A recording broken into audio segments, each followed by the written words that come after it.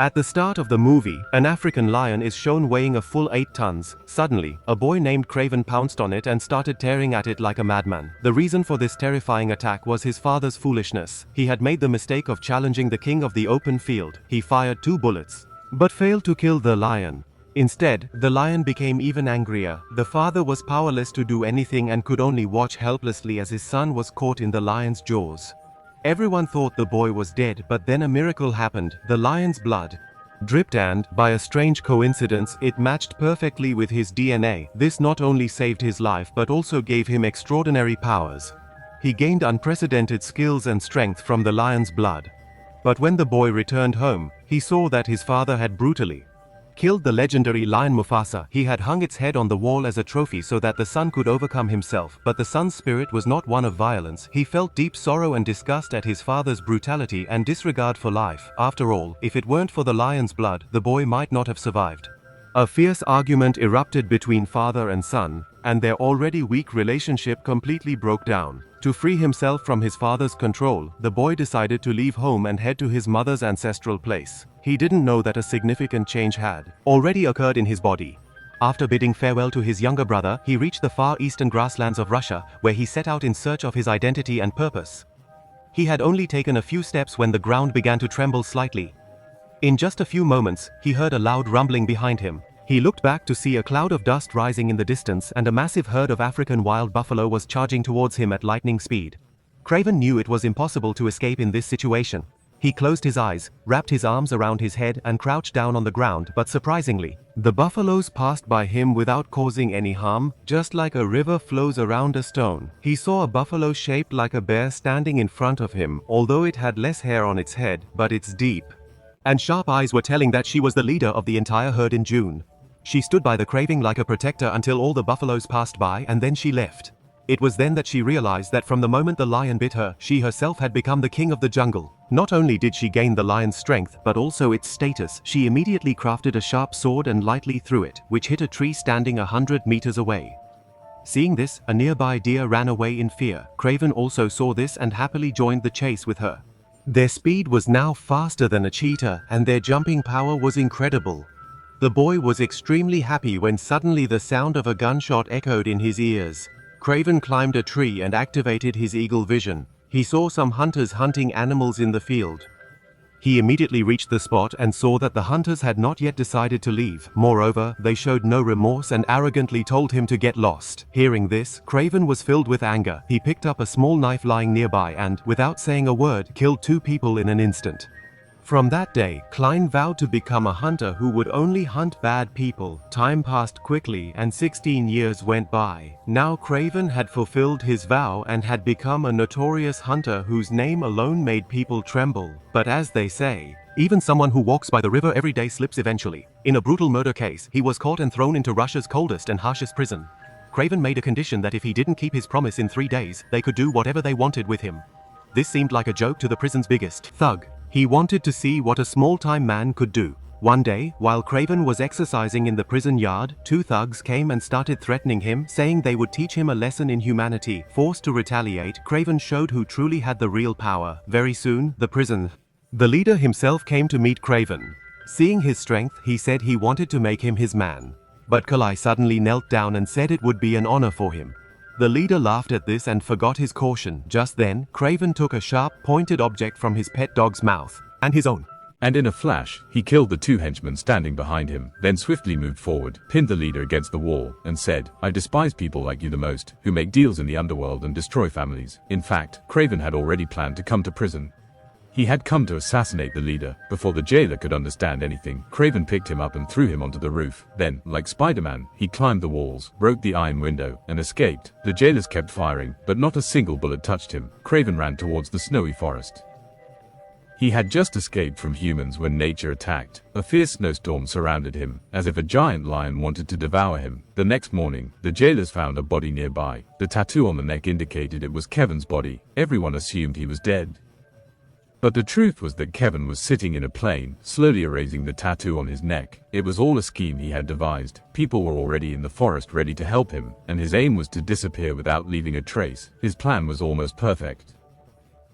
But there was one mistake. The boss of the prison leader had already been keeping an eye on Kraven. He found out that Kraven had a younger brother. He took advantage of the situation and kidnapped his brother before Kraven could reach home. As soon as the kidnappers left, Kraven arrived home. He saw the scattered belongings and realized something bad had happened. He went to the balcony and saw the kidnappers leaving in a car. Without a moment's thought, Kraven jumped barefoot from the height and landed perfectly, then started running after the car. The kidnappers were astonished by his speed. They were stunned, wondering if he was human or a machine. They increased the car's speed, but Kraven broke the window glass and leapt from the side alley. He crashed hard into the car, then ran like mad without a care, clinging to the car like a spider. The bandit tried to change direction to throw him off. But Clay's grip was so strong, it was as if his hands were magnetic, and he wouldn't let go under any circumstances. As soon as Kraven tried to break the car window, the robber wasn't worried because he believed that glass in China is very strong, but Kraven found the car's weak point and, in just a few shakes, broke the door open. Everyone thought that now the brother would be saved, but then the bandit showed cunning. He rammed the nearby car. Kraven couldn't keep his balance and fell hard to the ground. This shock created quite a distance between them. The bandit quickly ran towards his hideout from where he was to escape by helicopter. By the time Kraven reached there, the helicopter had already taken off, but he didn't give up. He picked up a nearby rope and accurately tied it to the helicopter's leg. He tried to stop the helicopter with his strength. When the bandit saw this, he thought no more. He pulled out a gun and started firing. Kraven had to let go and save himself, but this interruption gave the pilot a chance to increase speed. Just then, Kraven took a long leap and grabbed the rope again. Now, as soon as he climbed onto the helicopter, he would become the death of the bandits. But unfortunately, there was a floating boy in the sea below, and Kraven didn't notice it. Due to the helicopter's speed and collision, he was thrown far away, almost 10 meters. Now he could only watch his younger brother go away with his eyes. Kraven thought he would go home and seek help from his father, but then he received a parcel from the bandits. As soon as he opened it, he was stunned. Inside was one of his brother's fingers. The father informed that the bandits were demanding a ransom of $2 million, but the father refused without thinking. He knew that when the people on the other side are also from the underworld, even paying money wouldn't bring his son back. The father found out the bandits' location through his network. Perhaps the brother was held captive there. Kraven didn't delay and immediately set off towards that hideout. He quietly entered through the back way. Just then, a bandit was about to come out. Kraven seized the opportunity and knocked him unconscious with a poisonous dart. Then he knocked out all the guards one by one. As he moved further inside, the number of guards also increased, but the strange thing was that none of the bandits could recognize him. Kraven walked openly and everyone seemed blind. The two bandits standing near Siri were so useless that their eyes could have been donated to someone in need. Kraven realized these people were fools, so he stopped hiding and came out in front of everyone. A fierce clash ensued between the bandits and Kraven, but the result was the same. The bandits kept losing. In the end, Kraven caught a bandit named Red and dangled him from the window to ask for his brother's location. That's when Red revealed the real name of the fort. Kraven was taken aback. He realized something big was happening. When he looked ahead, he saw some people lying in wait on the hill, and the next moment, a rocket was launched. Kraven had no way out. He grabbed Red and jumped off the hill. Now he understood that the real target was himself. His brother was just bait.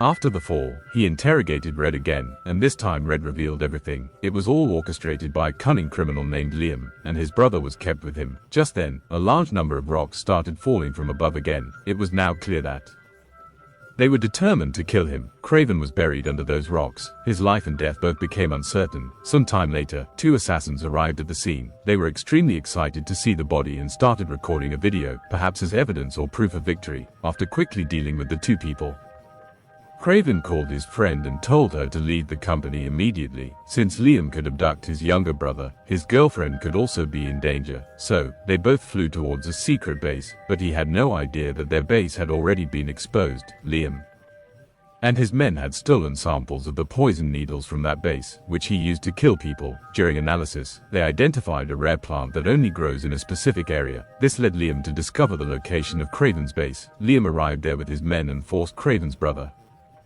to call his brother and talk about a truce, but Kraven was not worried at all, because the jungle was his domain where he had become the king of the creatures. On the other hand, Liam was also fully prepared. He had spread numerous hunting devices throughout the jungle, but Kraven had all those traps. He anticipated it and used them against Liam's men. From all around, screams were heard as he deployed his secret weapon, a helicopter, which flew over the jungle and began firing. After a short while, when the shelling stopped, it seemed as if the danger had passed, but Liam had mixed a narcotic in the bombs. Kraven was already affected by it. He felt as if spiders were crawling on his body and giant spiders were falling from the sky. Just then, an assassin emerged from the mist and started advancing towards him. Kraven was completely confused and weakened. The assassin also shot arrows with extra drugs at him. The scene looked like a one-sided massacre, but in the end, Kraven gathered courage, caught the assassin, threw him to the ground, and beat him badly. But the next moment, it was just a piece of wood. Everything was an illusion of his. The real assassin was about to kill Kraven when his girlfriend arrived and saved him just in time. Seeing Kraven's condition, she immediately took out the life-saving medicine passed down from her ancestors, which was said to bring anyone back from the brink of death.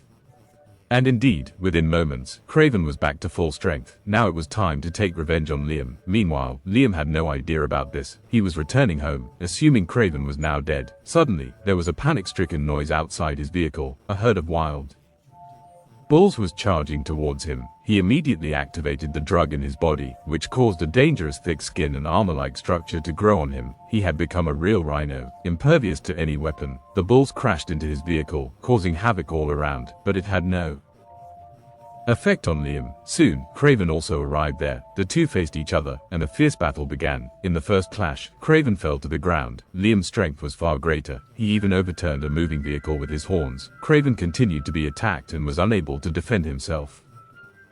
At one point, he wanted to take cover behind the vehicle to counterattack, but Liam caught him and started strangling him. In this life and death moment, Kraven's eyes fell on the input port of the drug on the rhino's back. He picked up a nearby iron pipe and swung it hard there, causing pain. Groaning, Liam throws Kraven away. Kraven quickly picks up an iron rope and swiftly ties Liam tightly, then the other end of the rope.